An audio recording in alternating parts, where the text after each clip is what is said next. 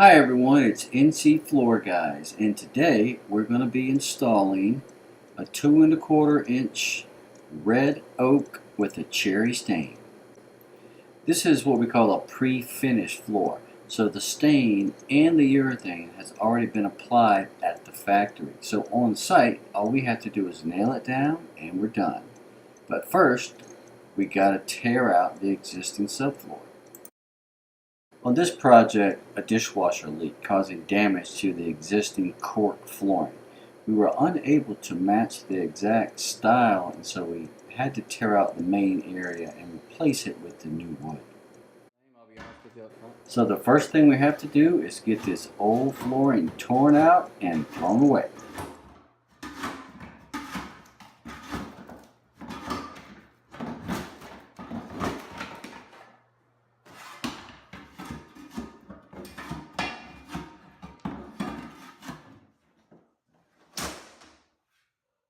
After we finish with that, we give the whole place a good sweep, we bang down all the nail heads, and we begin to undercut the door jambs. Undercutting door jambs is a slow and tedious process, but it's crucially important to ensuring that you have a smooth installation. You want your flooring to be able to go all the way underneath the edge around all the door jambs. It makes a huge difference in the final finished look of the floor.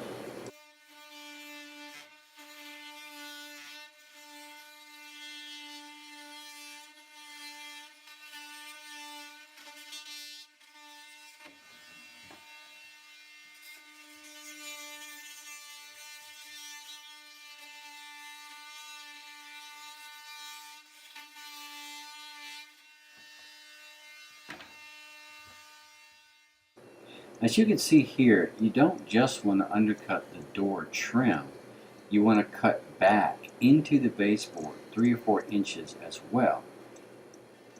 Remove that piece carefully, making a nice clean angled cut away from the door jamb. And this will give you a lot of extra room to work with when you're making those tight cuts.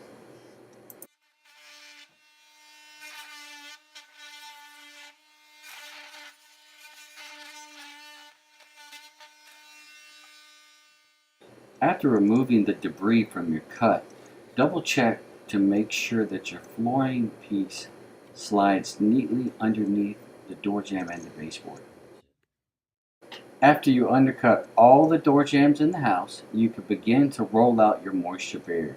Today, we're using Aqua Bar B, an industry-approved semi-permeable moisture barrier. After you finish rolling out your moisture barrier, you can go ahead and rack out your floor and nail it down. For more details on these steps, see some of my other videos. After you get all the flooring nailed down, put transition strips between the new flooring and any other areas in the house, and then fill up all your nail holes with a colored putty that matches as close as possible.